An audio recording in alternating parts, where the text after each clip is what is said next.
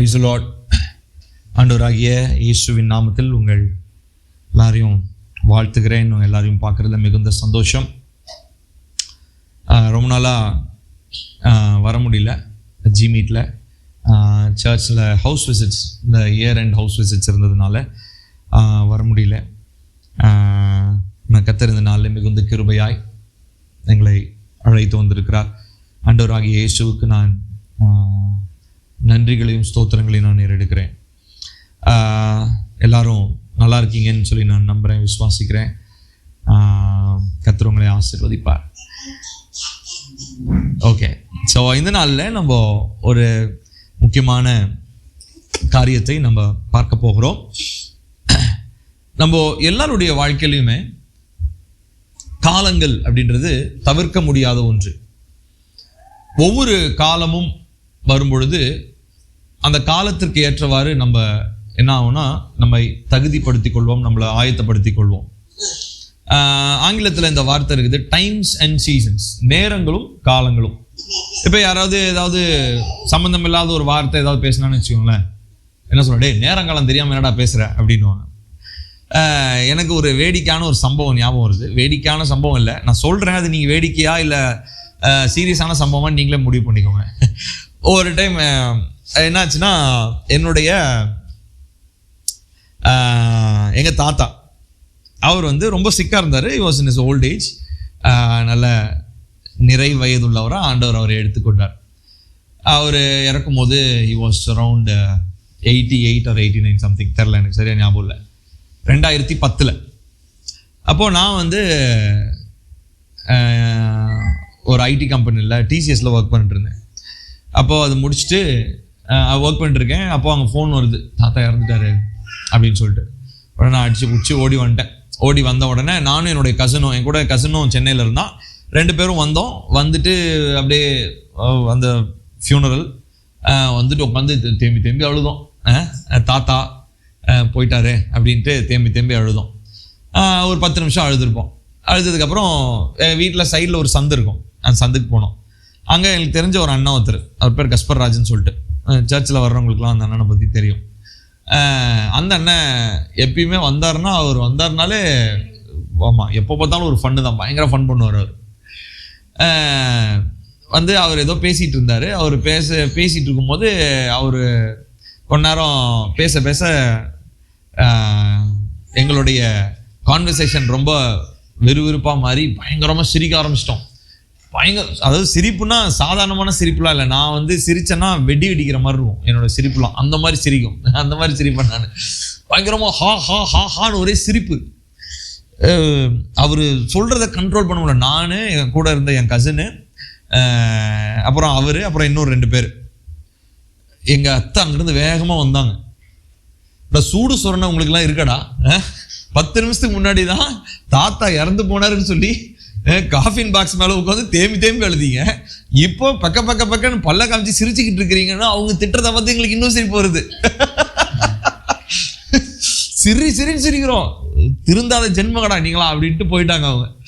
So அப்போ அவங்க பயன்படுத்தின ஒரு வார்த்தை, நேரம் காலம் தெரியாமல் என்னடா சிரிச்சிட்டு இருக்கிறீங்க அப்படின்னு சொல்லி. ஸோ நான் எதுக்காக சொல்ல வந்தேன்னா, அந்த வார்த்தை நேரம் காலம். நேரம் காலம் எதுக்காக நான் சொன்னேன் அப்படின்னா, நம்ம எல்லாருமே நம்ம வாழ்க்கையில் செய்கிற செயல்கள், வாழ்க்கையில் நடக்கக்கூடிய காரியங்கள் எல்லாமே இந்த 2 விஷயத்தை ஃபாலோ பண்ணி தான் இருக்கும். ஒன்று டைம் அண்ட் சீசன், நேரமும் காலமும். நம்ம யாருமே நடுராத்திரி 2 மணிக்கு எஞ்சி பல் வளர்க்க மாட்டோம். குளிக்கிறது உச்சி வெயில் 12 மணிக்கோ 2 மணிக்கோ நம்ம குளிக்க மாட்டோம். எல்லாத்துக்குமே ஒரு டைம் இருக்கு இல்லையா? பல் வளர்க்கறதுக்கு ஒரு டைம், குளிக்கிறதுக்கு ஒரு டைம், சாப்பிட ஒரு டைம், கொஞ்சம் முன்ன பின்ன ஆகுமே ஒழிய நம்ம அப்படியே எராட்டிக்காக நம்ம என்ன பண்ண மாட்டோம்னா டைம்ஸை நம்ம மாற்றிக்க மாட்டோம். அதே மாதிரி காலங்கள் அப்படின்னு வரும்போது நம்மளுடைய கிளைமேட்டிக் கண்டிஷன்ஸ் எடுத்துக்குவோமே. கிளைமேட்டிக் கண்டிஷன்ஸ் இப்போ நான் உதாரணத்துக்கு இப்போ பார்த்தீங்கன்னா வின்டர் டைம். இப்போ நம்ம எல்லாருமே கண்டிப்பாக என்ன பண்ணுவோம் அப்படின்னா, கொஞ்சம் வார்மான க்ளோதிங் இல்லையா, கொஞ்சம் நல்ல ஒரு காசியான வார்ம் க்ளோதிங் தான் நம்ம எல்லாருமே விரும்புவோம். நம்ம இந்த டைமில் யாருமே வெறும் பனியனோட இல்லை ஒரு சிம்பிள் டிஷர்ட் இல்லை காட்டன் ஷர்ட்லாம் போட்டுட்டு இருக்க மாட்டோம். அதாவது அவங்களுடைய பாடியை பொறுத்துப்பா, திருத்துன்னு முடிக்காதுங்க. ஸோ அப்போ என்ன பண்ணுவோம்னா நம்ம சீசனுக்கு ஏற்ற மாதிரி நம்ம ட்ரெஸ்ஸிங் சென்ஸ் மாற்றிக்குவோம், கரெக்டுங்களா? அப்புறம் வந்து பார்த்தீங்கன்னா நம்ம உணவு பழக்க வழக்கங்கள் மாற்றுவோம். இப்போ வந்து நல்லா சூடாக குடிக்கணும்னு நினைப்போம். ஏப்ரல் மேலே வந்து எப்படா ட்ரெஸ் எல்லாம் கழட்டி போட்டு வீட்டில் போய் ஃப்ரீயாக இருக்கலாம்னு இருக்கும் இல்லையா? அதே மாதிரி எப்படா போய் சில்லுன்னு ஏதாவது குடிக்கலாம், ஜூஸ் குடிக்கலாம் அப்படின்னு இருக்கும். So times and seasons wait for no one. நேரங்களும் காலங்களும் யாருக்காகவும் காத்திருக்க போவதே இல்லை. நாளைக்கு காலையில் நான் எந்திரிக்கிறது லேட் ஆகுது, ஒருவேளை டைம் யோசிச்சு பில்லி எந்திரிக்கிறது லேட் ஆகுது, அதனால கொஞ்சம் இன்னைக்கு பொறுமையாக விடியலாம் அப்படின்லாம் எனக்காக சூரியன்லாம் காத்துட்டுலாம் இருக்காது. நான் பல்லு விளக்குறனோ விளக்கலையோ, நான் முழிச்சிருக்கிறனோ தூங்குறனோ, செத்தாலும் சரி நான் பொழைச்சாலும் சரி, time and season will wait for no one. So இதை வந்து நீங்க புரிஞ்சுக்கோங்க. ஏன்னா இதனுடைய அடிப்படையில் தான் இன்னைக்கு நம்ம பேச போறோம், சரிங்களா? இது ஒரு ஜஸ்ட் ஒரு ஃபன்னியான இன்ட்ரோடக்ஷனாக உங்களுக்கு நான் சொல்ல ஆசைப்படுறேன். இப்போ நேரங்களை வந்து மேக்சிமம் நம்ம புரிந்து கொண்டு அந்த நேரங்களுக்கு ஏற்றவாறு நம்ம அடாப்ட் ஆகிக்குவோம். ஆனால் காலங்கள் வந்து ஒரு குறிப்பிட்ட காலத்தில் நம்ம இருக்கும்போது என்ன ஆகிடும்னா அதுவே நமக்கு பழக்கமாக மாறிடும், கரெக்டுங்களா? இப்போ உதாரணத்துக்கு இப்போ நம்ம வின்டர் டைம் பற்றி சொன்னேன். வின்டர் டைமில் நம்மளுடைய துணிமணி, நம்மளுடைய உணவு பழக்க வழக்கம்லாம் இருக்குது. ஆனால் லைட்டாக மார்ச் வரும்போதே நம்ம என்ன பண்ண ஆரம்பிச்சிருவோம், அப்படியே அந்த வெயிலெலாம் கொஞ்சம் அடிக்க சாப்பாடுலாம் மாற்றிக்கும் இல்லையா? அது வரைக்கும் மோர்லாம் குடிக்க மாட்டோம், மோர் குடிக்க ஆரம்பிப்போம், சில்லுன்னு குடிக்க ஆரம்பிப்போம். ஏன்னா வெயில் நம்மளை சுற்றி நடக்கிற என்விரான்மெண்டல் சேஞ்சை பார்த்து ஓஹோ சீசன் மாறுதுப்பா அப்படின்னு சொல்லிட்டு சாப்பாட்டுலேருந்து ஆரம்பித்து நம்மளுடைய ட்ரெஸ்ஸிங் சென்ஸ் வரைக்கும் எல்லாமே மாறிடும். இப்போ எந்த அளவுக்கு நம்ம டைம்ஸ் அண்ட் சீசன்ஸை குறித்து எந்த அளவுக்கு கவனமாக இருக்கிறோமோ அந்த அளவுக்கு அந்த சீசனை நம்மளால் என்ன பண்ண முடியும்னா சக்ஸஸ்ஃபுல்லாக கடந்து வர முடியும். ஒவ்வொரு சீசனும் நம்மளுடைய வாழ்க்கையில ஏதாவது ஒரு பாடத்தை நமக்கு நிச்சயமா கற்றுக் கொடுக்கும். இப்போ நான் சொன்னது எல்லாமே வந்து பிசிக்கலா, இப்போ இதே மாதிரி தான் ஸ்பிரிச்சுவலாகவும் நேரங்களும் காலங்களும் அப்படின்றது எல்லாருடைய மனுஷனுடைய வாழ்க்கையிலுமே இன்னெவிட்டபிள், தவிர்க்க முடியாத ஒரு காரியம். யாருமே நேரங்களையும் காலங்களையும் என்ன பண்ண முடியாதுன்னா எஸ்கேப் ஆகி போகவே முடியாது. இப்போ எப்படி நம்மளுடைய காலங்கள் வந்து ஒவ்வொரு காலங்களாக மாறிட்டு இருக்கோம். இப்போ நம்ம சர்ச்சில் வந்து அதை பற்றி ரீசெண்டாக பேசிட்டு இருக்கோம், ரெஸ்டோரேஷன் அப்படின்ற பற்றி பேசிட்டு இருக்கோம், மறுசீரமைப்பு. அதில் இந்த காலங்கள் பற்றி நான் பேசினேன். ஸோ அதனுடைய இன்னொரு பரிமாணம், இன்னொரு டைமென்ஷனில் அதை நம்ம பார்க்க போகிறோம். இப்போ இந்த சீசன் அப்படின்னு வரும்போது இந்த சீசனில் வந்து நம்ம எல்லாருமே ஆயத்தமாகறோம். ஒரு சிலர் அதன் வழியாக கடந்து வரோம், ஒரு சிலர் பழைய சீசன்லேயே இருப்பாங்க. உதாரணத்துக்கு இன்னொரு எக்ஸாம்பிள் சொல்லணும்னா, ஒரு சிலர் மென்டலி, அதாவது மென்டலினா எமோஷ்னலாக அவங்க வந்து பார்த்தீங்கன்னா ஒரு சீசன்லேயே ஃப்ரீஸ் ஆகிடுவாங்க.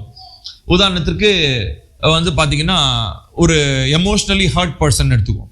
இப்போ சின்ன வயசில் அவங்கள யாரோ ஒருத்தங்க அப்யூஸ் பண்ணாங்க அப்படின்னு வச்சுப்போமே, ஏதோ ஒரு மென்டல் அப்யூஸோ இல்லை ஃபிசிக்கல் அப்யூஸ் பண்ணுறாங்க. அது வந்து 8th ஸ்டாண்டர்ட்லாம் நடந்திருக்கும், சரியா? எக்ஸாம்பிள் சொல்கிறேன். இப்போ 8th ஸ்டாண்டர்ட் முடிஞ்சு அவங்களுக்கு பெரியவங்களாகி கல்யாணம் பண்ணி குழந்தெல்லாம் பிறந்திருக்கும். ஆனால் அவங்களுடைய மனநிலை எப்படி இருக்குன்னா, அந்த 8th ஸ்டாண்டர்ட் அப்போ அவங்களுடைய ஒரு சீசனில் அவங்களுக்கு நடந்த ஒரு ஹர்ட், ஒரு காயம், அதை தாண்டி வராமல் அந்த சீசன்லேயே அவங்க ஃப்ரீஸ் ஆகிடுவாங்க. அந்த சீசன்லேயே அவங்க ஃப்ரீஸ் ஆகிட்டு அவங்க எல்லாரும் என்ன பண்ண முடியாதுன்னா அடுத்து மேற்கொண்டு வர்றதான பிளெஸிங் எதுவுமே அவங்களால பார்க்கவே முடியாது. அதுக்கப்புறம் எவ்வளோ காரியங்களை, எவ்வளோ டோர்ஸ் கர்த்தர் வச்சிருப்பாரு, அது எதுவுமே பார்க்க முடியாம அவங்க வந்து அவங்களுக்கு அந்த பழைய மெமரிஸ் அவங்கள ஹாண்ட் பண்ணி அவங்கள வந்து வேதனைப்படுத்திக்கிட்டு தொல்லைப்படுத்திக்கிட்டே இருக்கும். காரணம், அவங்களுக்கு வந்த ஒரு சீசன்ல அதை கடந்து வராம அந்த சீசன்லயே அவங்க ஃப்ரீஸ் ஆயிட்டாங்க. இப்போ உதாரணத்துக்கு இதை வந்து நம்ம எங்க பார்க்க முடியும்னா, இந்த அம்னீஷியா பேஷண்ட்ஸ் அந்த மாதிரி இருக்கவங்களுக்குலாம் நீங்க பார்க்கலாம். அவங்க வந்து பார்த்தீங்கன்னா என்ன பண்ணுவாங்கன்னா, ஒரு சிலர் அம்னீஷியாலேயே நிறைய வெரைட்டி இருக்கு இல்லைங்களா, மறதி தன்மையில். அதில் வந்து பார்த்தீங்கன்னா அவங்களுக்கு ஏதோ ஒரு ஷாக்கிங் ஒரு நியூஸ் கேட்கும் போது அந்த டைமில் என்ன மெமரி இருந்ததோ அதுதான் அவங்களுடைய மெமரி லைஃப் லாங். அந்த மாதிரிலாம் நிறைய பேர் நான் பார்த்துருக்குறேன்.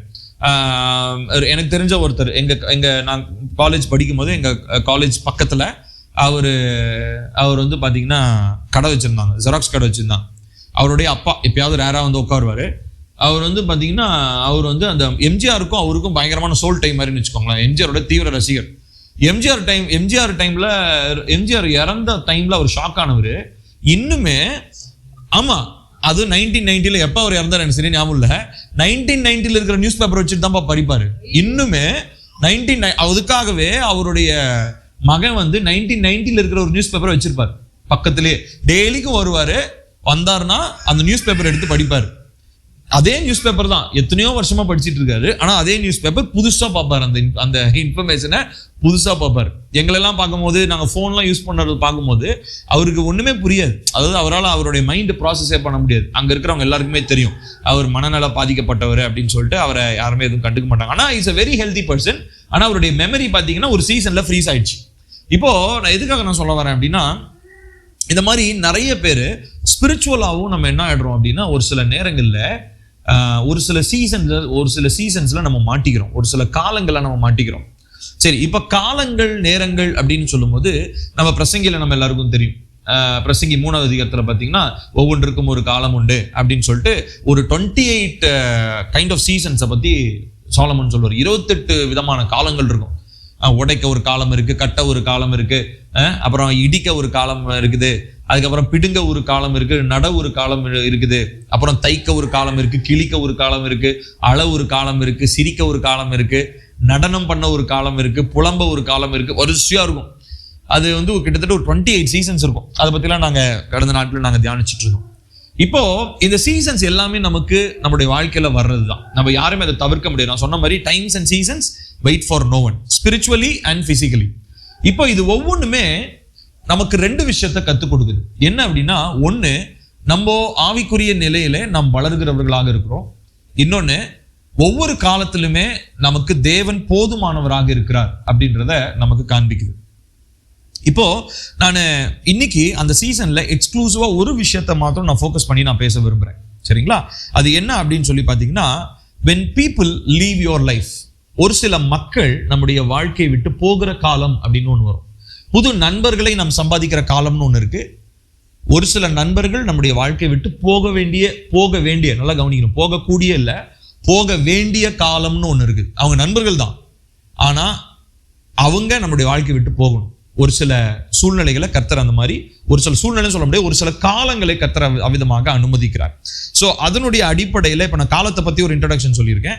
இதனுடைய அடிப்படையில் இந்த நாளிலே நம்ம ஒரு சில பகுதிகளை நம்ம பார்க்க போகிறோம். ஸோ இன்னைக்கு நான் என்ன சொல்ல போறேன் அப்படின்னா, ஏன்னா நம்ம we are all என்ன சொல்றது, இன்டர் கனெக்டட் பீப்புள் இல்லையா? நம்ம எல்லாருமே தொடர்பு கொள்ளுகிற மனிதர்கள். நமக்கு நட்புகள் இருக்கிறாங்க, நமக்கு உறவினர்கள் இருக்கிறாங்க, சைல்ட்ஹுட் ஃப்ரெண்ட்ஸ் இருப்பாங்க, அப்புறம் சோஷியல் ஃப்ரெண்ட்ஸ், அப்புறம் சர்ச் உடைய கனெக்ஷன், இந்த மாதிரி நிறைய காரியங்கள் இருக்கு. நம்ம எல்லாருமே நம்ம யாருமே தனித்தவர்களாக இந்த பூமியில் இல்லை. நம்ம எல்லாருமே மக்களோடு தொடர்புடையவங்களாக நம்ம இருக்கிறோம். ஆனா ஒவ்வொரு குறிப்பிட்ட காலத்துக்கும் ஒரு சில மக்களை கர்த்தர் நம்முடைய வாழ்க்கைக்குள்ள கொண்டு வர்றார். அந்த காலம் முடிஞ்ச உடனே ஆண்டவர் ஒண்ணு அவங்கள தூக்கிடுவார், இல்லை நம்மளை தூக்கிடுவார். ஒண்ணு அவங்கள வேற ஏரியா கூட்டிட்டு போவாரு, இல்லை நம்மள வேற ஏரியா கூட்டிட்டு போவார். ஏன்னா ஆக மொத்தம் 2 விஷயம் நீங்க மறந்துடக்கூடாது. ஒண்ணு, you need to grow. இன்னொன்னு, in every season God is always your dependency. தேவன் மாத்திரம் தான் நம்முடைய சார்பாக அவர் இருக்க வேண்டும். அதுதான் தேவன். அதுக்காக தான் கர்த்தர் அந்த காலங்களை நம்ம கிட்ட அனுமதிக்கிறார். எல்லா சூழ்நிலையிலும் அவன் என்னை பார்க்கறானா? எந்த சூழ்நிலையிலுமே இப்போ ஒரு ஃப்ரெண்ட் எனக்கு ரொம்ப க்ளோஸ், இப்போ சாம்பால் இருக்கா, சாம்பால் எனக்கு ரொம்ப க்ளோஸ் ஆகுறான், நானும் அவனும் இணைபிரியா நண்பர்கள் அப்படின்னும் போது அங்க God is a jealous God இல்லையா? அப்போ அவர் என்ன பண்றாருன்னா, என்னடா எனக்குரிய இடத்த சாம்பால் பிடிக்கிற மாதிரி இருக்கு, ரைட், இவனோட காலத்தை சேஞ்ச் பண்ணோடா அப்படின்னு மாத்துறாரு. இது எதுக்காக அப்படின்னா, எங்க 2 பேர் இருக்கிற ஃப்ரெண்ட்ஷிப்பை பார்த்து பொறாமப்பட்ட ஆண்டவர் அதை செய்யல. ஆண்டவர் செய்ய நினைக்கிற காரியம் என்னன்னா, இப்படி இருந்தா இவங்க வளரவே மாட்டாங்கன்னு தெரியும்.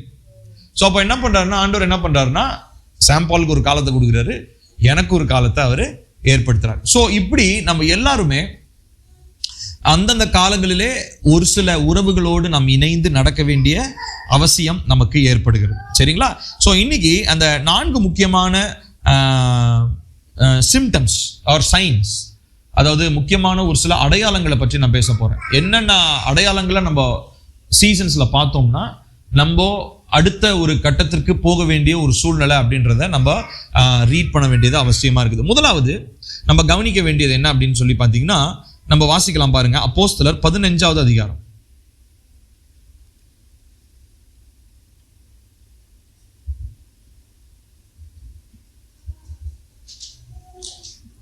எடுத்துட்டீங்களா? 15வது அதிகாரம்.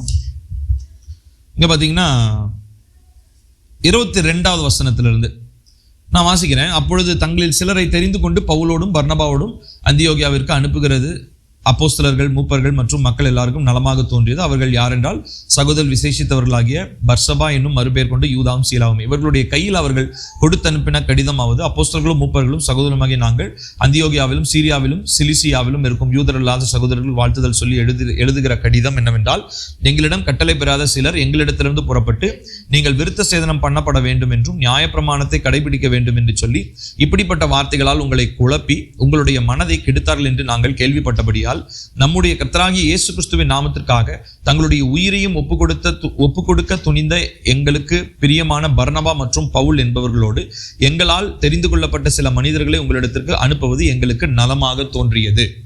இப்போ ஆதி அப்போஸ்தலர்களுடைய நாட்கள்ல சபையினுடைய பெருக்கத்தை பத்தி இந்த புக்கு ஃபுல்லா படிக்கிறோம். அதுல ரொம்ப முக்கியமான மனிதர்கள் யாரு? இனிஷியலா ஜீசஸோட இருந்ததான அப்போஸ்தலர்கள். ஆனா அப்போஸ்தலர் நடவடிக்கைகள்ல நம்ம அந்த அப்போஸ்தலர்களை பத்தி கம்மி தான் படிக்கிறோம். பவுலை பத்தி தான் நம்ம நிறைய வாசிக்கிறோம், அப்போஸ்தலர் பால் பத்தி தான். இப்போ அங்க நடக்கிற ஒரு காரியம் என்ன அப்படின்னா, ஆல்ரெடி ஜீசஸ் மூலமா வந்ததான சுவிசேஷமும் உபதேசமும் பிரசங்கிக்கப்பட்டு கொண்டிருக்கிறது. ஆனா அதுக்கு மத்தியில ஜீசஸுக்கு எதிராக இருந்தவங்க யாரு? யூதர்கள். அவருடைய சொந்த ஜனமாகி யூதர்கள் தான் ஜீசஸுக்கு அப்போஸ் பண்ணாங்க. இப்போ இவங்க என்ன பண்றாங்க அப்படின்னு சொல்லி சொன்னா, இந்த மக்களையும் ஏத்துக்கிறாங்க, அதாவது ஜீசஸோடைய ஃபாலோவர்ஸையும் ஏத்துக்கிறாங்க. இந்த பக்கம் ஜீசஸ் எல்லாம் நிறைவேற்றி முடிச்ச அந்த கட்டளைகள், உதாரணத்துக்கு இப்போ அந்த சர்க்கம்சிஷன், அந்த மாதிரி ஒரு சில அந்த கோஷியர் டயட்னு சொல்லுவாங்க. கோஷியர் டயட்னா அந்த ஜூவிஷ் டயட், அதான் கோஷியர் டயட். அது இதெல்லாம் வந்து ஃபாலோ பண்ணணும்னு சொல்லி ஒரு உபதேசத்தை அவங்க சொல்றாங்க. இங்க ஏசப்பா என்ன சொல்றாரு? எல்லாத்தையும் நான் பரிசுத்தப்படுத்திட்டேன், நம்ம எல்லாருமே சகோதரர்கள், நம்ம ஒரு ரத்தத்தினால மீட்கப்பட்டவங்க அப்படின்ற ஒரு டாக்டரின் இந்த பக்கம். இன்னொரு பக்கம் யூதர்களால, மோசேவினால யூதர்களுக்கு கொடுக்கப்பட்ட இன்னொரு டாக்டரின். இப்போ இந்த ரெண்டு டாக்டரின் வரும் பொழுது சபைக்குள்ள என்ன ஆக ஆரம்பிச்சிச்சுன்னா, பிரிவினை ஏற்பட ஆரம்பிச்சது. நல்லா போயிட்டு இருந்ததான மக்கள் திடீர்னு ஒரு உபதேசம் வந்துச்சு. அதாவது சுவிசேஷத்தை கேட்டு ஏசப்பாவுடைய வழியில போறாங்க, ஏசப்பாவுடைய பாதையை ஃபாலோ பண்றாங்க. ஆனா திடீர்னு வேற ஒரு உபதேசம் வந்த உடனே அவங்களுக்குள்ள என்ன ஆகுதுன்னா, பிரிவினை ஏற்பட ஆரம்பிக்குது. சோ இது ஒரு அடையாளமாக இருக்கிறது. என்னத்துக்கு அடையாளம்னா, இப்போ இந்த சபை வளர்ந்து கொண்டிருக்கிற சபை யூதர்களை விட்டு, இதுக்கப்புறம் தான் நீங்க பாத்தீங்கன்னா பர்னபாவையும் பவுலையும் செலக்ட் பண்ணி ஜென்டைல் ரீஜியன்ஸ், அதாவது யூதர் அல்லாத புறஜாதியார்கள் இருக்கிறதான இடங்களுக்கு சுவிசேஷத்தை ஆரம்பிக்கிற ஒரு காலம் அங்கதான் ஆரம்பிக்குது. அதுக்கு முன்னாடி வரைக்கும் அவங்க எங்க இருக்கிறாங்க? எருசலேம்ல தான் இருக்கிறாங்க. எருசலேம்ன்றது ஹாட்ஸ்பாட் மாதிரி. எருசலேம்ன்றதுலாம் அந்த ஏன்னா எருசலேம்ல இருந்து தான் எல்லா மக்களும் வந்து சிதறி போறாங்கன்றதை நம்ம பார்க்கிறோம். ஏன்னா ஏசப்பாவும் அப்படிதான் சொன்னார், நீங்கள் பலனடையும் பொழுது எருசலேமிலும் யூதேயாவிலும் சமாரியாவிலும் அப்படின்னு சொல்லி, அது எருசலேம் தான் சென்டர் பாயிண்ட் மாதிரி. அது வந்து எப்படின்னா அந்த வேவ்ஸ்ன்னு சொல்லுவாங்க பாத்தீங்களா, சென்ட்ரிக் வேவ்ஸ்ன்னு சொல்லுவாங்க. அதாவது இங்க இருந்து அப்படியே இந்த ஒரு கல் எடுத்து குளத்துல போட்டோம்னா அப்படியே அலையலையா சுத்தினும் பரவுதுங்களா, அந்த மாதிரி. ஸோ அந்த மாதிரி எருசலேம்ல இருந்து தான் ஆரம்பிக்குது. இப்ப எருசலேம்ல இருந்து ஆரம்பிக்கும் போது நல்லா போகுது, அது ஒரு காலம். ஆனா எருசலேம்ல இருந்து மக்கள் இப்போ, அதாவது சீஷர்கள், அப்போஸ்தலர்கள் இப்போ அடுத்து ஒரு தேசத்துக்குள்ள, அதாவது தேவனை அறியாத புறஜாதியார்கள் இருக்கிற தேசத்துக்குள்ள போக வேண்டிய இன்னொரு காலம் வருகிறது. இவங்க எருசலேம்லயே உட்காந்துட்டு இருந்தா அப்ப எப்ப ஏசப்பா அவனுடைய டாஸ்கை நிறைவேற்றுவாங்க இல்லைங்களா? யோசிச்சு பாருங்களேன். அப்போஸ்தலர்கள் இருக்கிறாங்க, 120 பேர் மேல் மாடியில கூடி இருந்தாங்கன்னு வாசிக்கிறோம். 120 பேருக்கு எருசலேம் ரொம்ப கம்ஃபர்டபுளா இருக்குன்னா இங்கேயே ஊழியம் பண்றாங்க அப்படின்ட்டு இருந்தா, இன்னைக்கு இந்தியாவில் சுவிசேஷம் வந்திருக்குமா? ஐரோப்பியாவில் சுவிசேஷம் வந்திருக்குமா? மற்ற கண்டங்களுக்கு, மற்ற தேசங்களுக்கு மூளை முடுக்கலாம் சுவிசேஷம் போயிருக்குமா? இல்ல. அப்போ அங்க தேவன் என்ன பண்றாருன்னா, அவங்கள வந்து ஒரு சீசனுக்கு வெயிட் பண்ண சொன்னார். என்ன சீசன்? பரிசுத்த ஆவியானவர் வருவாரு, பலனடைகிற வரைக்கும் வெயிட் பண்ணு. அவர் வந்து உங்களை பலப்படுத்திட்டாருன்னா அதுக்கப்புறம் ஆளாளுக்கு நீங்க என்ன பண்ணிடுங்க, கிளம்பி அவங்க ஆண்டவர் உங்களுக்கு காண்பிக்கிற திசைக்கு நீங்க போயிடுங்க. ஸோ இதுமே ஒரு சீசன். இந்த சீசன் மாறுறதுக்கு ஒரு முக்கியமான ஒரு அம்சமா இருந்தது என்ன, ஒரு சைன் என்ன? அதான் ஃபர்ஸ்ட் சைன் பார்க்கிறோம். That's a difference in doctrine. உபதேசத்துல காணப்படுகிறதான ஒரு வேறுபாடு. இதை நம்ம எல்லாருமே கவனிக்கணும். ஒரு சில நேரங்கள்ல எனக்கும் என்னோட பழகிற ஒரு நெருங்கிய நண்பனுக்கும் நல்லா தான் போயிட்டு இருக்கும். திடீர்னு எனக்கும் அவருக்கும் டாக்டரின், அதாவது தேவனை நம்புகிற விஷயம், அதாவது தேவனுக்குரிய காரியங்கள், பிப்ளிக்கலி ஸ்பீக்கிங், ஸ்பிரிச்சுவலி ஸ்பீக்கிங், எனக்கும் அவருக்கும் கொஞ்சம் கருத்து வேறுபாடு இருக்கிற மாதிரி இருக்கும். அதை பார்த்து நம்ம என்ன பண்ண, நிறைய நேரங்கள் நான் அந்த மாதிரி பண்ணியிருக்கேன். நம்ம ஒரு சில ஃப்ரெண்ட்ஷிப்பையும் ஒரு சில ரிலேஷன்ஷிப்பையும் நம்ம ரொம்ப செரிஷ் பண்ணணும்னு நினைப்போம். ஆனா அது முடியவே முடியாது. ஏன்னா நமக்கும் அவங்களுக்கும் நடுவில் டாக்டரினல் டிஃபரன்ஸ் அப்படின்னு ஒன்று இருக்கும். இந்த டாக்டரினல் டிஃபரன்ஸ் வரும்போது நம்ம ரொம்ப ரொம்ப ஜாக்கிரதையா இருக்கணும். அதை நம்ம இது வந்து ஆண்டவர் கொடுக்குற ஒரு சைன், ஒரு அடையாளம். இப்போ நான் சொன்னேன் இல்லைங்களா, மார்ச் மாசத்துல குளிர் குறைஞ்சி லைட்டாக வெயில் அடிக்க ஆரம்பிக்கும் போது, லைட்டாக தண்ணி தாக்கம் ஓவராக எடுக்க ஆரம்பிக்கும் போது என்ன பண்ணிடுறோம், அடுத்த சீசனுக்கு நம்ம ஆயத்தமாயிடுறோம், வெயில் காலத்துக்கு ஆயத்தமாயிடுறோம் இல்லைங்களா. இப்போ இதே மாதிரி தான் நம்ம சுற்றி நடக்கிற காரியங்கள். இப்போ உதாரணத்துக்கு நமக்கும் நம்மளுடைய ஃப்ரெண்டோ ஒரு பிரதர் யாருக்கோ ஒருத்தங்களுக்கு இருக்கிறதான அந்த ரிலேஷன்ஷிப்பில் நம்ம கவனிக்கணும், என்ன மாற்றங்கள் நடக்குது. டாக்டரினல் டிஃபரன்ஸ் வரும்போது நம்ம ஆண்டோட்ட உடனே அப்பவே நம்ம கேட்க ஆரம்பிச்சிடணும், ஏசப்பா இந்த என்ன காலத்துக்குள்ள என்ன வழி நடத்துறீங்க, ஏன்னா டாக்டரினல் டிஃபரன்ஸ் வர மாதிரி இருக்குது, இல்லை எனக்கு ஏதாவது புதுசாக கற்று தரீங்களா, இல்லை நான் அவரை விட்டு பிரிய வேண்டிய ஒரு காலம் வந்து விட்டதா அப்படின்னு சொல்லி தேவனுடைய சமூகத்துல நம் ஆயத்தத்தோடு நாம் கேட்க வேண்டியது ரொம்ப ரொம்ப அவசியமாக இருக்கிறது. சரிங்களா, இது நம்ம எல்லாருமே ஆராய்ந்து பார்க்கணும். ஏன்னா நம்ம போற இப்போ உதாரணத்துக்கு நிறைய பேர் வந்து பாத்தீங்கன்னா, இப்போ சிட்டி சர்ச்சஸ்லாம் பார்க்கும்போது நிறைய நேரங்கள்ல வந்து பாத்தீங்கன்னா ப்ரொட்டஸ்டன்ஸா இருப்பாங்க, அதாவது people who go to CSI churches. நான் எந்த சர்ச்சையும் நான் குறை சொல்லலை, ஏன்னா சபை அப்படின்றத வந்து அது மொத்தமா இயேசு கிறிஸ்துனுடைய சரீரமாக இருக்கிறது, கரெக்டுங்களா. நம்ம யாருமே பேசவே முடியாது. ஆனா நமக்கு கர்த்தர் ஒரு தெளிவை கொடுத்துருக்கிறாரு. எதற்கு காமன் சென்ஸ், எதுக்கு தெளிவு கொடுத்துருக்கிறாருன்னா, பிப்ளிக்கலா அவங்க பேசுறதான டாக்டரின்ஸ் ஒத்து போகுதா அப்படின்னு ஆராய்ந்து பார்க்கக்கூடிய இருதயத்தை கர்த்தர் நமக்கு கொடுக்குறாரு. அது ஒரு சில நேரங்களில் கர்த்தர் அப்படி ஆக்டிவேட் பண்ணுவார். எப்பா யோசிப்பா, கொஞ்சம் யோசிச்சுப்பாரு. யோசிச்சு பார்க்கும்போது இல்லையே இவங்க நம்ம இதுல பேசுறது சரியில்லையே அப்படின்னு தோணுச்சுன்னா, உடனே பைபிள் என்ன சொல்லுதோ அதுதான் கேட்கணுமே ஒழிய சர்ச் என்ன சொல்லுதோ அதை நான் கேட்க வேண்டிய அவசியம் இல்லை. நான் சொல்றது புரியுதுங்களா? ஏன்னா இன்னைக்கு நிறைய நேரங்கள்ல வந்து இது சோகமான ஒரு விஷயம், சபை தான் எல்லாருடைய வளர்ச்சிக்கும் காரணமா இருக்கணும் இல்லையா, ஆனா இன்னைக்கு சபையே பலருடைய வளர்ச்சிக்கு தடையாக இருக்கிறது. இது ரொம்ப ஒரு சேட் ட்ரூத் அப்படின்னு, சோகமான ஒரு உண்மை அது. ஆனா நம்மளுடைய சபையை நம்ம கவனிக்கணும், நம்ம சபையில போதிக்கப்படுகிற போதனைகளை நம்ம கவனிக்கணும். அது என்னுடைய வளர்ச்சிக்கு ஏதுவானதாக இருக்கிறதா, அடுத்த காலத்துக்கு நான் நுழையறதுக்கு என் சர்ச்சில் பேசுற டாக்டரின் எனக்கு கரெக்டா இருக்குதா, அடுத்த காலத்துக்கு என்ன சர்ச்சில் பேசுற வார்த்தைகள், பிரசங்கங்கள், பாஸ்டர் பேசுறதான அந்த சர்மன்ஸ் அது என்ன அடுத்த காலத்துக்கு என்ன தகுதிப்படுத்துதா, அடுத்த வர்றதான சீசனுக்கு என்ன தகுதிப்படுத்துதான்னு சொல்லி நம்ம ஆராய்ந்து பார்க்கணும். If there is a difference in doctrine, it is a sign that you need to move on. அதாவது நம்ம அங்கிருந்து ஜோம் பண்ணி தேவனிடத்துல நம்ம கேட்கணும், அதையும் நம்ம சரியா செய்யணும், சண்டை போட்டுட்டு போகக்கூடாது. நிறைய பேர் வந்து பாத்தீங்கன்னா அந்த மாதிரி பேசுவாங்க, பாஸ்டர் பைபிள் எப்படி போட்டிருக்கு, நீங்க என்ன இப்படி பேசிட்டு இருக்கிறீங்க, நீங்க பண்றது தப்பு பாஸ்டர் அப்படின்னு சொல்லிட்டு சண்டை போட்டுட்டு நிறைய பேர் போவாங்க. அது ரொம்ப ரொம்ப தப்பான ஒரு விஷயம், அப்படி நம்ம செய்யவே கூடாது. மேபி நம்ம அந்த காலத்துல வளர்றோம், அவங்க இன்னும் 10 வருஷம் கழிச்சு அந்த காலத்துக்கு வருவாங்க, அதை பத்தி நம்ம கவலைப்பட வேண்டிய அவசியமே இல்லை. ஏன்னா சர்ச்சை பத்தி கவலைப்படணும்னா அதாவது முதலும் கடைசியுமா கவலைப்பட வேண்டியது யாருன்னா ஏசப்பா மாத்திரம்தான். ஏன்னா ஏசப்பா மாத்திரம்தான் சபைக்காக என்ன சிந்தினாரு, ரத்தத்தை சிந்தினாரு. பாஸ்டர் கிடையாது, மிஷனரிஸ் கிடையாது, வேற யாரு, சீஷர்கள், ஈவன் அப்போஸ்தலனாகிய பவுல் கூட கண்ணீர் வடிக்க முடியாது. ஏன்னா அப்போஸ்தலனாகிய பவுல் சிலுவையில் அறையப்படல. சபைக்காக மரித்தவரும் ரத்தம் சிந்தினவரும் உயிர்த்தவரும் பரிந்து பேசுகிறவரும் யாரு, ஆண்டவராகிய இயேசு கிறிஸ்து ஒருத்தர் தான். So if there is only one who is very concerned about church, it is only Jesus. சரிங்களா, அதை மாத்திரம் நம்ம தெளிவுபடுத்திக்கணும். அப்போ நம்ம சபையில பேசப்படுகிற கோட்பாடுகள், உபதேசங்கள் நம்மளை அடுத்த காலங்களுக்குள்ளாக நம்மை ஆயத்தப்படுத்துகிறதா, சபன் மாத்திரம் இல்லை, what ever it, maybe it is a friendship R it is என்ன சொல்றது, ஒரு நீங்க போகிற ஒரு ஃபெலோஷிப்பா இருக்கலாம், அது எதுவா இருந்தாலும் அடுத்த காலத்துக்குள்ள உங்களை நடத்துறதுக்கு அது ஆயத்தமா இருக்கணும். இது முதல் அடையாளம், உபதேசத்தினுடைய டிஃபரன்ஸ். அடுத்து ரெண்டாவதா அதே அதிகாரத்துல பாருங்களேன், 15th சாப்டர்லயே 39ல இருந்து வாசிங்க, 36ல இருந்தே வாசிக்கலாம். நான் வாசிக்கிறேன் பாருங்க. சில நாட்களுக்கு பின்பு பவுல் பர்னபாவை நோக்கி, நாம் கர்த்தருடைய வசனத்தை அறிவித்திருக்கிற எல்லா பட்டணங்களிலும் உள்ள சகோதரர்கள் எப்படி இருக்கிறார்கள் என்று சென்று பார்க்கலாம் வாரும் என்றான். அப்பொழுது பர்னபா என்பவன் மார்க்கு என்னும் பெயர் கொண்ட யோவானையும் அழைத்து கொண்டு போக வேண்டும் என்றான். ஆனால் பவுல், அவன் பம்பிலியா நாட்டிலே நம்மை விட்டு பிரிந்து நம்மோடு ஊழியத்திற்கு வராததினாலே அவனை அழைத்து கொண்டு போகக்கூடாது என்றார். இதை குறித்து அவர்களுக்குள்ளே கடுமையான விவாதம் உண்டானபடியினால் அவர்கள் ஒருவரை ஒருவர் விட்டு பிரிந்தார்கள். பர்னபா மார்க்குவை கூட்டிக் கொண்டு கப்பல் ஏறி சீப்புரு தீவிற்கு போனான். பவுலோ சீலாவை அழைத்து கொண்டு சகோதரராலே தேவனுடைய கிருபைக்கு ஒப்புவிக்கப்பட்டு புறப்பட்டு சீரியாவிலும் சிலிசியாவிலும் பயணம் செய்து சபை மக்களை தைரியப்படுத்தினான். இப்போ இங்க நம்ம கவனிக்க வேண்டிய ஒரு காரியம் என்ன அப்படின்னா, பாலும் பர்னபாவும் ஃபர்ஸ்ட் இருக்கிற நம்ம ஃபர்ஸ்ட் வாசிச்ச அந்த பகுதியில் ஒன்றா இருக்கிறாங்க. அதுக்கப்புறம் ஒரு மிஷினரி ட்ரிப் போயிட்டு வராங்க. போயிட்டு வந்து இப்போ செகண்ட் மிஷினரி ட்ரிப்பாக அவங்க ஆரம்பிக்கிறாங்க. மொத்தம் 3 மிஷினரி ட்ரிப் இருக்கும். பவுலோடது 3 மிஷினரி பயணங்கள் இருக்கும். நீங்கள் அப்போஸ்தலர் நடவடிக்கைகளை நான் டீட்டெயிலாக ஸ்டடி பண்ணிங்கன்னா உங்களுக்கு புரியும். இப்போ செகண்ட் மிஷினரி ட்ரிப்புக்கு பால் என்ன பண்ணுறாருன்னா திரும்ப அதே மாதிரி பழைய டீமையே கூப்பிட்றாரு, வாயா போகலாம் அப்படின்றார். ஆனால் பர்னபா என்ன சொல்கிறாருன்னா, ஜான் மார்க்னு ஒருத்தர் இருக்கிறார், அவர் தான் நம்ம மார்க் சுவிசேஷத்தை எழுதினவர், அவர் கூட்டிகிட்டு போகணுன்றார்.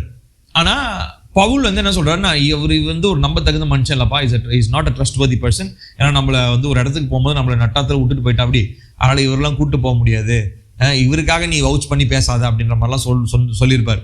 இப்போ இந்த விஷயம் அவங்களுக்குள்ள என்ன ஆச்சுங்களா, பர்னபா வந்து ஜான் மார்க்குக்கு சப்போர்ட் பண்றாரு, பவுல் வந்து வேணான்றாரு. இப்போ இது வந்து அவங்களுக்குள்ள ஒரு ஆர்கியூமெண்ட். அப்போ நம்ம ஒரு வேளை கேட்கலாம், எப்படி தேவ பிள்ளைகளுக்குள்ள ஆர்கியூமெண்ட் வரலாம்? கரெக்டா கேட்டிருக்குது. உங்களுக்குள்ள தோணுதா இல்லையா தெரியல, எனக்கு தோணுது தேவ பிள்ளைங்களுக்குள்ள சமாதானம் தானே இருக்கணும். அது எப்படி ஆர்கியூமெண்ட் வரலாம்? ஆர்கியூமெண்ட் வந்து அங்கே பிசாசு இருக்குது அப்படின்லாம் நம்ம சொல்லவே முடியாது. அஃப்கோர்ஸ் நமக்கு டிசன்மெண்ட் வேணும், ஆர்கியூமெண்ட்டை பிசாசும் கொண்டு வருவான். ஆனால் இந்த இடத்துல நம்ம கவனிக்க வேண்டியது என்ன அப்படின்னா, இருவருமே தேவனுடைய ஊழியத்தை நிறைவேற்ற தான் போறாங்க. யாரு? பவுலும் தேவனுடைய ஊழியத்தை நிறைவேற்றாரு, பர்னபாவும் தேவனுடைய ஊழியத்தை நிறைவேற்றுகிறார். ஆனா இவங்களுக்குள்ள எதுல கருத்து வேறுபாடு வந்துச்சு? டாக்டரின் கிடையாது, இயேசு கிறிஸ்துவை பத்தி கிடையாது, கூட்டிட்டு போற ஆளை பத்தி தான் இவங்களுக்குள்ள ஒரு ஆர்கியூமெண்ட் வந்துச்சு. இப்போ இதுல நம்ம புரிந்து கொள்ள வேண்டிய ஒரு விஷயம் என்னன்னா, பவுல் செஞ்சது தப்பா பர்னபா செஞ்சது தப்பான்றது கிடையாது. இருவருடைய அந்த வளர்ச்சிக்கு ஏற்ற மாதிரி அவருடைய கண்ணோட்டங்கள் மாறுபட்டது. இருவருடைய மெச்சூரிட்டி லெவல் அப்படின்றது ஒன்று இருந்தது. பவுலுடைய மெச்சூரிட்டி லெவல் வேற, பர்னபாவுடைய மெச்சூரிட்டி லெவல் வேற. பவுல் எப்படி யோசித்திருப்பாரு, இவனை கூட்டிட்டு போனா நமக்கு ஊழியம் செய்யறதுக்கு தடையா இருப்பான்னு யோசித்திருப்பாரு. இது அவருடைய கண்ணோட்டம். ஆனா இந்த பக்கம் பர்னபா எப்படி யோசிச்சிருக்கலாம்? இது வசனம் இல்லை, என்னுடைய ஒரு புரிதல்.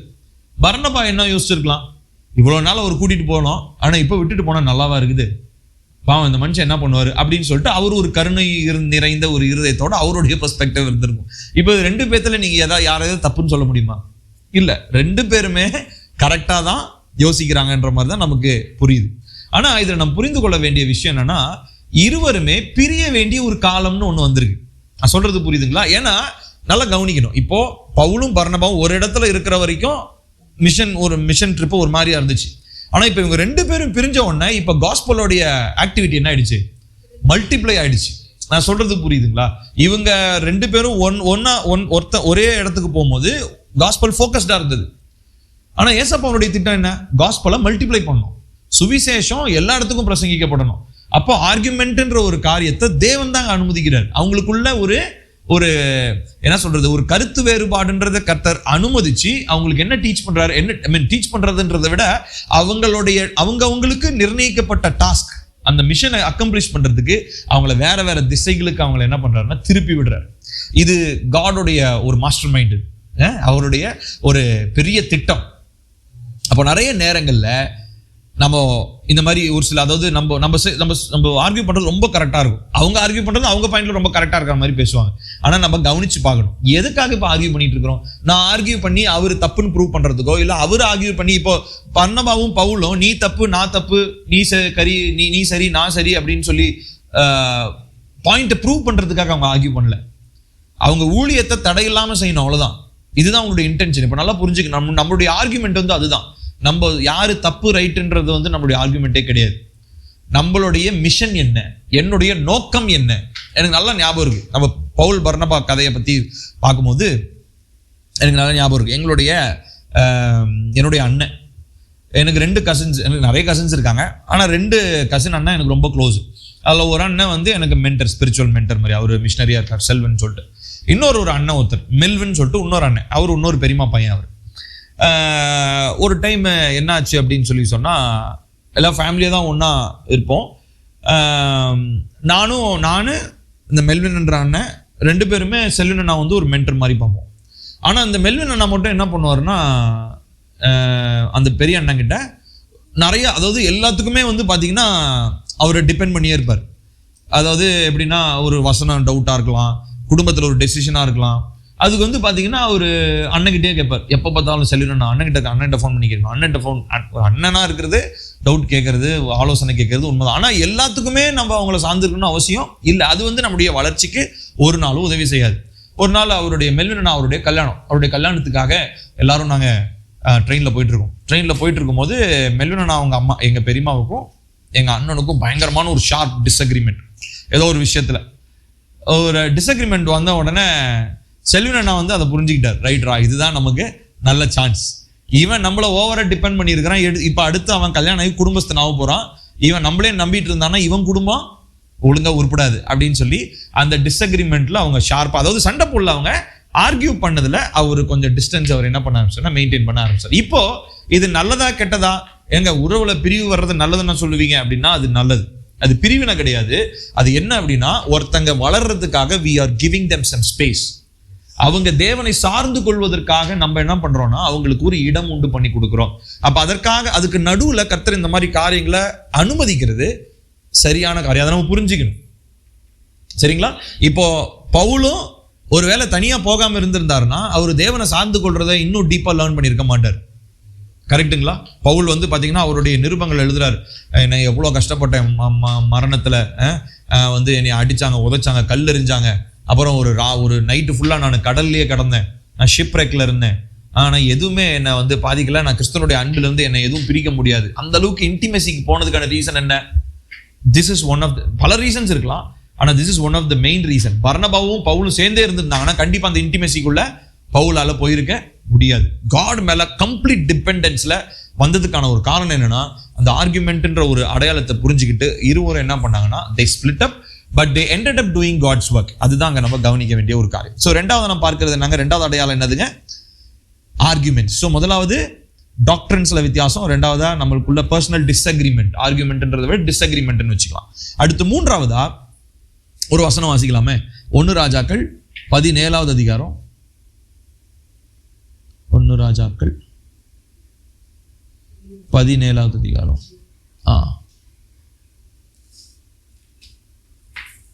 17வது அதிகாரம் 7 9 வரைக்கும் பாருங்க. தேசத்தில் மழை பெய்யாததால் சில நாட்களுக்கு பின்பு அந்த ஆறு வற்றி போனது.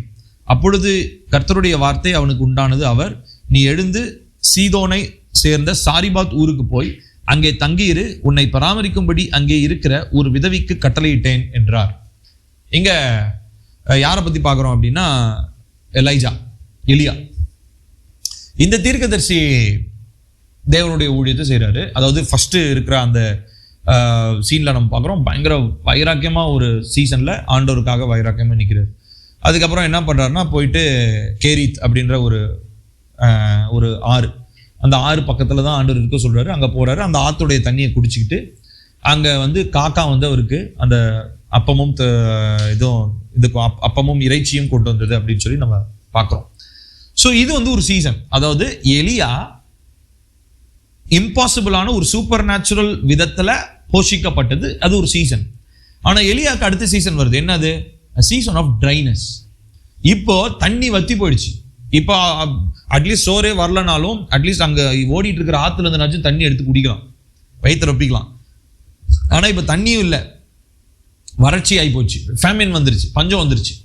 இப்போ அடுத்த ஒரு சீசனுக்குள்ள கர்த்தர் அனுப்புறதுக்கு நல்லா கவனிக்கணும். இப்போ இங்க சாரிபாத்ன்ற ஊருக்கு போய் அங்க இருக்கிற ஒரு விதவை கிட்ட போய் எலியாவை ஸ்டே பண்ண வச்சு அங்க அற்புதத்தை செய்ய வச்சு அங்க தேவனுடைய நாமத்தை மகிமைப்படுத்துறதுக்காக கர்த்தர் என்ன சீசனை எலியாவுடைய வாழ்க்கையில அனுமதிச்சாரு? a season of dryness. So மூணாவது அடையாளம் என்ன அப்படின்னா, a season of dryness. நிறைய பேர் இந்த சீசன் வந்த உடனே they feel like God is missing or probably they went away from God. ஒன்னு ஆண்டவர் மிஸ் ஆயிட்டாரு நம்ம வாழ்க்கையில, இல்லைன்னா ஆண்டவர் விட்டு நம்ம தூரம் போயிட்டோம் அப்படின்ற மாதிரி நிறைய பேர் ஒரு அண்டர்ஸ்டாண்டிங்ல இருப்பாங்க. இது பேர் என்னன்னா சீசன் ஆஃப் ட்ரைனஸ். இப்போ இந்த சீசன் ஆஃப் ட்ரைனஸ் எதற்காக வாழ்க்கையில வருதுன்னா, அது நம்மளை அடுத்த ஒரு சீசனுக்குள்ள நம்மளை கொண்டு போறதுக்காக தான் வருதுன்றதை நம்ம மறந்துடக்கூடாது. It is a sign. அது வந்து ஒரு அடையாளம். ஒரு சீசன் ஆஃப் ட்ரைனஸ் வருதுன்னா அதுக்கு அடுத்த ஒரு சீசன்ல ஆண்டவர் நம்மளை என்ன பண்ண போறாரு? போஷிக்க போறாரு. ஏன்னா அங்க அடுத்த ஒரு சீசன்ல பாத்தீங்கன்னா எலியா ஆண்டவர் எங்க போய் போஷிக்கிறாரு? அங்க பஞ்சம் பட்டினி இருக்கிற ஒரு ஊர்ல ஒண்ணுமே இல்லாத அந்த விதவையோட, அதுவும் இன்ஃபேக்ட் இப்ப வேற வெளியில இருந்து ஒரு தேர்ட் பர்சன் அந்த எலியாவை பார்த்தோன்னு வச்சுக்கோங்களேன், அந்த அம்மாவே பாவம் சாப்பிட்டுட்டு சாவ போகுதுன்னு சொல்லுது. ஆனா இந்த ஆள் போய் என்ன சொல்றான்? நீ முதல்ல அப்பத்தை சுட்டுட்டு வந்து எனக்கு கொடு. எவ்வளோ பெரிய சுயநலவாதியா இருக்கிற அந்த எலியா அப்படின்னு நம்மளா இருந்தா ஒரு தேர்ட் பர்சன் ஒஸ்ட் ப்ராஃபிட்றாவன், செல்ஃபிஷ் ப்ராஃபிட்டுவன், மோசமானவன். அந்த அம்மாவை பொழைக்கிறத விட்டுட்டு அவங்ககிட்ட இருந்து பிடிங்கி திங்கணும்னு பாக்குறான் பாரு இந்த தீர்க்கதரிசி அப்படின்னு ஒரு வேலை நினைச்சிருப்பாங்க. ஆனா அங்க தேவனுடைய வார்த்தை இல்லாம எலியா அங்க போகல. கரெக்டா? அதே மாதிரி தேவனுடைய வார்த்தை இல்லாம அங்க அற்புதமும் நடக்கல. ஸோ அப்போ காட் என்ன பண்றாருன்னா எலியாவுக்கு ஒரு சீசன் ஆஃப் ட்ரைனஸ் அனுமதிக்கிறார். அந்த ட்ரைனஸ் எதுக்காகனா அடுத்து வர்றதான ப்ராஸ்பெரிட்டி, அடுத்து வர்றதான ஒரு பிளெஸ்ஸிங்கான ஒரு அடையாளமாக இருக்கிறது. ஸோ எவ்ரி டைம், ஸோ அதுக்குன்னு சொல்லிட்டு ட்ரைனஸ் வர்றது எல்லாமே அடையாளம் தான் சொல்ல முடியாது. ஸோ அதுதான் சொல்றேன், இதுக்கு டைம்ஸ் அண்ட் சீசன்ஸ்க்கு நமக்கு ரொம்ப ரொம்ப ஆழமா தேவையானது it's a gift of discernment, பகுத்தறிகிறதான வரத்தை நம்ம பெற்றுக்கொள்ளணும். ஸோ அதுக்கு நம்ம தெரியணும். கண்டிப்பா தெரியலனா அட்லீஸ்ட் நமக்கு மேல இருக்கிறதான ஆலோசகர்கள், நம்ம மேல இருக்கிறதான ஊழியக்காரங்கள் இடத்துல நம்ம ஆலோசனை கேட்கணும். ரொம்ப முக்கியமா நமக்கே தெரிஞ்சிருக்கணும். கர்த்தருடைய வசனத்தையும் ஜெபத்துல நம்ம தரித்திருந்தோம்னா டிசர்ன்மெண்ட்ல நம்ம வளரலாம். சரிங்களா? சரி, இப்போ இந்த சீசன் ஆஃப் ட்ரைனஸ் வரும்போது அது எதற்கு அடையாளமா இருக்குதுங்க? அடுத்து ஒரு சீசன் ஆஃப் பிளெஸ்ஸிங் வரப்போகுது அப்படின்றதுக்கு அடையாளமா இருக்குது. அதுக்கு நம்ம உதாரணமாக எலியாவை பத்தி நம்ம பார்த்தோம். அடுத்ததான் பாத்தீங்கன்னா அடுத்ததான் நம்ம பார்க்கிறது என்ன அப்படின்னா, இன்னொரு அடையாளம், இருவருக்கும் கர்த்தர் வைத்திருக்கிற வேறு வேறு தரிசனங்கள், டிஃப்ரெண்ட் டெஸ்டினி. இதுக்கு ஒரு சிறந்த ஒரு உதாரணம் யாருன்னு பாத்தீங்கன்னா ஆபிரகாமும் லோத்தும். சூப்பரான ஒரு எக்ஸாம்பிள் அவங்க. இப்போ நம்ம என்னன்னு ஃபர்ஸ்ட் பார்க்குறோம்னா, இவங்க ரெண்டு பேருமே நல்ல வெல்தி பீப்புள். இவங்களுடைய ஆடு மாடுலாம் கிரேஸ் பண்ற அளவுக்கு, மேய்ச்சல் பண்ற அளவுக்கு அந்த இடத்துல மேய்ச்சல் பத்த மாட்டேங்குது. அவங்க வேலைக்காரங்களுக்குள்ள சண்டை வருது, மிஸ் அண்டர்ஸ்டாண்டிங்ஸ் வருது. அதனால பிரிஞ்சுக்கலாம்னு நினைக்கிறாங்க. இப்போ நல்லா கவனிக்கணும். இப்போ அவங்க ரெண்டு பேருடைய டெஸ்டினி அங்க நல்லா கவனிங்க. ஆபிரகாமுக்கு கர்த்தர் கொடுத்த டெஸ்டினி வேற, லோத்துக்கு கர்த்தர் கொடுத்த டெஸ்டினி வேற. இப்போ அவனுடைய லோத்து பார்த்தீங்கன்னா, லோத்தை பத்தி வாசிக்கும் போது அவன் கண்களை ஏறெடுத்து பார்த்தா, வாசிக்க வேணாம், ஜெனசிஸ் 31 இருக்கு. கண்களை ஏறெடுத்து பார்த்தா சோதோம் கொமோராவுடைய பட்டணம் நல்ல பச்சை பசேன்னு இருக்குது. ஸோ அவனுடைய டெஸ்டினி என்ன அப்படின்னா, நல்ல செழிப்பான, கண்ணுக்கு நல்ல செழிப்பா இருக்கிற இடத்துக்கு நம்ம போகணும் அப்படின்றதான் டெஸ்டினி. அவன் குறித்து கொண்ட ஒரு டெஸ்டினி. ஆனா ஆபிரகாம் கிட்ட ஆண்டவர் என்ன சொல்றாருன்னா, நீ எல்லா டைரக்ஷன், அந்த டைரக்ஷனை விட்டுரு, சோதோம் கொமோரா விட்டுரு, அதை விட்டு மற்ற எல்லா டைரக்ஷனும் சுத்தி பாரு, அதுல இருக்கிறது எல்லாமே நான் உனக்கு தான் தர போறேன் அப்படின்றாரு. இப்ப பாருங்களேன், ஆபிரகாமுடைய டெஸ்டினி வேற. இப்போ இவங்க ரெண்டு பேருமே ஒன்னா இருந்திருந்தா மேபி ஆபிரகாமுக்கு அந்த வாக்குத்தத்தத்தினுடைய சந்ததியை அவன் பெற்றிருக்கவே மாட்டான். அந்த கானானுடைய சுதந்திரத்தை அவன் நிச்சயமா அனுபவிச்சிருக்கவே மாட்டான். ஆனா அங்க அவங்க இருவருக்குள்ள அந்த தரிசனத்தினுடைய அடிப்படையில அவர்கள் பிரிந்து போக வேண்டியது அவசியமாக இருந்தது. அவரவருடைய தரிசனத்தை பின்பற்றும்படியாக அவரவர் தங்களுடைய திசைகளிலே போக வேண்டியது அவசியமாக இருக்கு. நம்ம எல்லாருமே என்ன ஆயிடும் தெரியுங்களா? ரொம்ப எமோஷனல் ஆயிடும். we are emotional people. நம்ம என்ன ஆயிடுவோம்னா, நம்ம கூட இப்போ எனக்கும் ஸ்மித்துக்கும் ஒரு விஷன் மேட்ச் ஆகுது அப்படின்னா, நாங்க வாழ்நாள் ஃபுல்லா கர்த்தாவே நாங்கள் இந்த உறவிலேயே அப்படியே இருக்கணும் கர்த்தாவே அப்படின்லாம் ரொம்ப இதெல்லாம் emotional prayers. grown people will not pray like that. அவங்க என்ன பண்ணுவாங்கன்னா, கர்த்தர் குறித்திருக்கிற காலம் வரைக்கும் எங்க ரெண்டு பேரை கொண்டு கர்த்தாவே நீங்க என்ன செய்ய சித்தமா இருக்கிறீங்களோ அதை செய்யுங்க. அந்த காலம் முடிவடையும். அந்த காலம் முடிவடையும் பொழுது தரிசனத்தை குறித்து நம்ம பேசும்போது, நம்ம ஷேர் பண்ணும்போது கண்டிப்பா அதுல என்ன இருக்குங்க, மாற்றங்கள் இருக்கும். இப்போ நானும் ஸ்மித்தும் இங்க ஒரே இடத்துல இருக்கிறது அப்படின்றது காடோட டெஸ்டினா, அது கண்டிப்பா நடக்கும். இல்ல ரெண்டு பேரும் வேற வேற இடங்களுக்கு போகணும் அப்படின்றது காடோட டெஸ்டினா, அதுவும் கண்டிப்பா நடக்கும். ஸோ ஆக மொத்தம் இதுக்கு விட்டு கொடுக்கிறவர்களாக நாங்க இருக்கணும். நாங்க ரெண்டு பேருமே எமோஷனலா அட்டாச் ஆயிட்டோம்னு வச்சுக்கோங்களேன், ரொம்ப சூப்பர் சோல் டைம் மாதிரி ஆகி, ஐயோ தம்பி இல்லாம நான் இருக்க முடியாதுன்னு நான் சொல்லி, ஐயோ அண்ணன் இல்லாம நான் இருக்க முடியாது அவர் சொல்லி, இப்படியே ஆச்சுன்னா தேவனுடைய ஊழியம் தடைபட்டு போயிடும். ஸோ அல்டிமேட்டா நம்ம எதுக்குங்க வாழ்றோம்? பரலோக ராஜ்யத்தை கட்டணும் இல்லையா? நீங்க எந்த வேலை வேணா செஞ்சுக்கோங்க. நீங்க ஸ்டூடெண்டா இருங்க, டாக்டரா இருங்க, என்ஜினியரா இருங்க, பாஸ்டரா இருங்க, மிஷினரியா இருங்க, ரத்தம் சிந்துக்கிற அப்போஸ்தலனா யாரா வேணா இருங்க.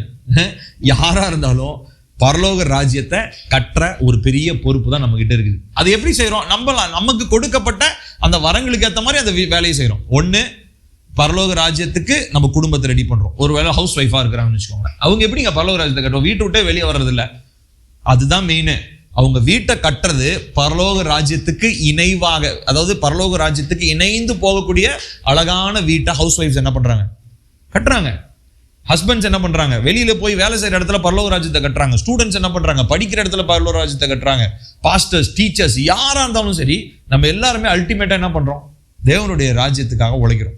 அப்ப தேவனுடைய ராஜ்யத்துக்காக உழைக்கும் போது எல்லாரும் ஒரே இடத்துல கூடி வந்து உட்காந்துக்கிட்டு தேவராஜ்யம்னா எங்க போய் மற்றவங்க எல்லாம் யார் போய் ரசிக்கிறது? மற்றவங்களை போய் எப்படி நம்ம சுவிசேஷம் சொல்றது? மற்றவங்க இடத்துல எப்படி 5 வகை ஊழியங்கள் செயல்படும்? அப்ப கர்த்தர் என்ன பண்றாருன்னா, நம்ம எல்லாருக்குள்ளேயும் அந்த தரிசனத்தையும் அந்த பாரத்தையும் வச்சு ஒரு குறிப்பிட்ட காலம் வரைக்கும் நம்மள ஒரு வேலை ஒரு ஃபியூ இயர்ஸ் இருக்கலாம். ஆனா அந்த டைம்ல நம்ம ரொம்ப ஜாக்கிரதையா இருக்கணும். நம்ம எமோஷனலா என்ன ஆயிடக்கூடாதுங்க. ஆமா, நம்மளுடைய எமோஷனல் அட்டாச்மெண்ட், எல்லா அட்டாச்மெண்ட்டும் ஏசப்பாவோட மாத்திரம் தான். நம்மளுடைய சோல் டை, நம்மளுடைய எல்லா டையுமே ஏசப்பாவோட தான். வேற யாரோடையும் நம்ம எமோஷனலா அட்டாச் ஆயிட்டோம்னா காடோடைய எக்ஸ்பான்ஷன், அது கிங்டம் எக்ஸ்பான்ஷனுக்கு நம்ம பிரயோஜனமற்றவர்களாக நாம் போய்விடுவோம். we will be useless for the expansion of God's kingdom. அப்போ இந்த விஷயத்துல நம்ம ரொம்ப ரொம்ப தெளிவுள்ளவங்களா நம்ம இருக்கணும். ஸோ 4 அடையாளம் நான் சொல்லியிருக்கேன். ஒன்று, when there is a difference in doctrine, and when there is a difference in when there is a disagreement. அடுத்து 3வது சொன்னேன், when there is a dry season, அது ஒரு அடையாளம். அடுத்து 4வதா நம்ம சொன்னேன், when there is a difference in destiny, நம்முடைய தரிசனங்களை குறித்து கர்த்தர் வைத்திருக்கிற அந்த நம்முடைய லக்கு, கர்த்தர் நோக்கம், அந்த நோக்கத்துல நமக்கு ஒரு வித்தியாசம் ஏற்படும் பொழுது நம்ம அதை புரிஞ்சுக்கணும். கர்த்தர் நம்மள எந்த திசையில நம்மள கொண்டு போறாரு. ஏன்னா நம்ம அல்டிமேட்டா கர்த்தர் நம்மள என்னத்துக்கு, நான் சொன்னேன் இல்லைங்களா, ஒவ்வொரு சீசன்லயும் கர்த்தர் நம்ம கிட்ட என்ன எதிர்பார்க்கிறாரு? ஏசப்பா நம்ம கிட்ட என்ன எதிர்பார்க்கிறாரு? இவன் வளரணும், இவன் என்னை இன்னும் அதிகமா சார்ந்து கொள்ளணும். போன சீசன்ல நான் அவரை சார்ந்து கொண்டதை விட இப்ப இன்னும் அதிகமா அவரை நான் சார்ந்து கொள்ளணும். இப்போ எலியாவை பத்தி பார்க்கும்போது, போன சீசன்ல அவரு வனாந்திரத்துல அவரு அந்த கேரித்த ஆற்றுல உட்கார்ந்து தேவனை சார்ந்து கொண்டதுக்கும், இப்ப ஒண்ணுமே இல்லாத இடத்துல சாரிபாத்து வீட்டுல அந்த விதவியினுடைய வீட்டுல போய் உட்காந்து தேவனை சார்ந்து கொள்றதுக்கு வித்தியாசம் இருக்கு. அங்க ஒரு லெவல் ஆஃப் மெச்சூரிட்டி இல்லாம இந்த லெவல் ஆஃப் மெச்சூரிட்டிக்குள்ள அவளால வந்திருக்கவே முடியாது. So we cannot skip seasons. அது ஒரு முக்கியமான ஒரு விஷயம். ஆண்டவரே, இந்த சீசன் இருக்குது, இப்ப யோசிச்சு பாருங்களேன். இப்ப வின்டர், எனக்கு வின்டர் பிடிக்குங்க, இது அப்படியே அடுத்த ஃபாஸ்ட் ஃபார்வர்ட் பண்ணி அடுத்த அப்படியே டிசம்பர்ல கொண்டு வந்து அப்படியே நிறுத்திட்டா நல்லா இருக்கும்ல. அப்படியே எப்ப பார்த்தாலும் குளிர்காலமாவே இருந்தா அது வேலைக்கு ஆகாது. அப்படின்னா நம்ம ஆர்டிக் போலோ அண்டார்டிக் போல் தான் போகணும் நம்ம. ஸோ நான் எதுக்காக நான் சொல்றேன் அப்படின்னா, நம்ம எல்லாருக்குமே இந்த காலங்கள் அப்படின்றது நமக்கு ஒரு வளர்ச்சியை கற்றுக் கொடுக்கிறது. கர்த்தர் மேல இருக்கிறதான ஒரு சார்பு நிலையை நமக்கு ஏற்படுத்துகிறது. நம்ம இன்னும் அதிக தேறினவர்களாக மாறுறோம் இல்லைங்களா? கர்த்தருடைய வார்த்தை கூட சொல்லுது இல்லைங்களா, தேவனுடைய மனுஷன் தேறினவனாகவும் பிரயோஜனம் உள்ளவனா மாற்றும்படி பேதுரு இன்னொரு சொல்றார். கர்த்தருக்கு பிரயோஜனமுள்ள உபயோகமான பாத்திரங்களை, எஜமானுக்கு உபயோகமான பாத்திரங்களாக நாம் மாற்றப்படும்படி இருக்க வேண்டியது அவசியமா இருக்கு. ஸோ அப்போ நம்ம எல்லாருமே தேவனுடைய சாயலா படைக்கப்பட்டிருக்கோம், தேவனுடைய சித்தத்தை செய்யும்படி அழைக்கப்பட்டிருக்கோம், தேவ ராஜ்யத்துக்காக அழைக்கப்பட்டிருக்கோம். இப்போ எல்லாத்துக்கும் நமக்குள்ள ஒரு ரிலேஷன்ஷிப்பையும் ஒரு இன்டர் கனெக்ஷனையும் கொடுத்துருக்காரு. அது எல்லாமே ஒரு காலத்துக்கு தான். இது இந்த ஆட்டோ பின்னாடி எல்லாம் சில காலம் படிச்சிருக்கீங்களா? இந்த மாதிரி, அதாவது இது உலக மனுஷன் சொல்றது.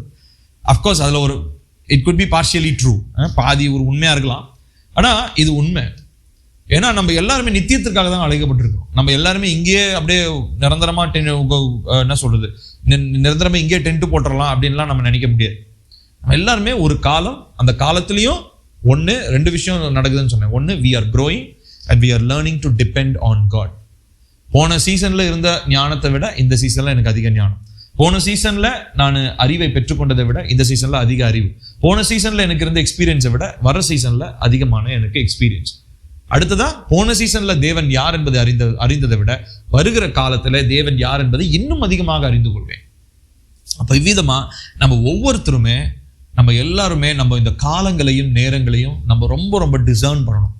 அடுத்த காலம் என்ன, என் வாழ்க்கையில நடக்கக்கூடிய ஸ்பிரிச்சுவல் ஷிஃப்டிங் என்ன, ஆவிக்குரிய மாற்றங்கள் என்ன, ஆவிக்குரிய டைமென்ஷன்ஸ்ல ஒவ்வொருத்தரும் நம்ம டிசைன் பண்ணி நம்ம பார்க்க நம்ம பழகணும். இது ரொம்ப ரொம்ப அவசியம். இதை நம்ம பார்க்க நம்ம பழகலை அப்படின்னு சொன்னா நம்ம எல்லாருமே நம்மளுடைய டெஸ்டினியை நம்ம இழந்துருவோம், தரிசனத்தை இழந்துருவோம். நம்ம எல்லாரும் எங்கேயோ ஒரு இடத்துல அப்படியே கட்டி போடப்பட்டவர்களாக எக்ஸ்ப்ளோர் பண்ண முடியாம ஒரே இடத்துல சிக்கிக்கிட்டு நம்ம முழிச்சுக்கிட்டு இருப்போம். ஆனா கர்த்தர் அதற்காக நம்மளை இந்த கனமான ராஜ்யத்தினுடைய பொறுப்பை கர்த்தர் நமக்கு அதுக்காக கொடுக்கல. அப்போ இன்னைக்கு நம்ம ஒரு காரியத்தை நம்ம தீர்மானம் பண்ணணும். என்ன அப்படின்னா, ஃபைனலா ஒரு விஷயத்தை நான் சொல்லி நான் முடிக்க விரும்புகிறேன். The way you leave the previous season will affect the way you enter into the new season. நான் திரும்ப சொல்றேன் பாருங்க, நம்ம போன காலத்துல இருந்து எந்த விதத்துல வெளியே வர்றோமோ அது அடுத்து நம்ம நுழைய போகிற காலத்தை பாதிக்கும். இப்ப இங்க இருந்து வரும்போது முறுமுறுத்துக்கிட்டே வெளியே வந்தனா அடுத்த காலத்துக்குள்ள நுழையும் போது முறுமுறுத்துக்கிட்டே தான் உள்ள நுழைவேன். ஸோ இப்போ ஒவ்வொரு காலத்திலிருந்தும் வெளியே வரும்போது சந்தோஷமா கர்த்தர் கொடுத்திருக்கிற அனுபவங்கள், கர்த்தர் கற்றுக் கொடுத்திருக்கிறதான எக்ஸ்பீரியன்ஸ், அவருடைய ஞானம், அவருடைய அறிவு, தேவனை குறித்து அறிந்து கொண்டது, இதெல்லாவற்றையும் சந்தோஷமா எடுத்துக்கிட்டு அடுத்த சீசனுக்குள்ள நம்ம போக பழகணும். ஏன்னா நம்ம எல்லாருமே நம்ம தேவனுக்காக கனி கொடுக்கும்படி அழைக்கப்பட்ட மரங்களாக இருக்கிறோம். மரங்களும் என்னதான் பண்ணும், எல்லா நேரத்திலையும் 365 நாளும் மரத்துல பழம் வராது. அதனுடைய அது நம்ம வசனத்தில் வாசிக்கிறோங்களா, கர்த்தருடைய வேதத்தில் பிரியமா இருக்கிறவங்க எப்படி இருக்கிறான் அப்படின்றத சங்கீதம் 1 அதனதின் காலங்களிலே தன் காலங்களிலே தன் கனியை தந்து இலையுதிராத மரத்தை போல அவன் இருக்கிறான். அப்போ நம்ம எல்லாருமே தேவனை சார்ந்து கொள்ளணும்.